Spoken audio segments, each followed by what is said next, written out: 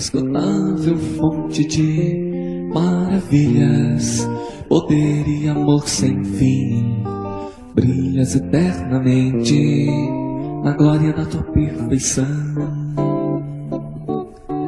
Eu livrei-me de conceitos falsos de viver, graças a ti, teu Jesus. Cresço em fé e obras, te buscando agradar. Como vou menosprezar, buscá-lo em primeiro lugar. E com razão não escuta súplicas vãs, irmão, inflame seu coração. Deus quer se manifestar, ore toda hora com fé.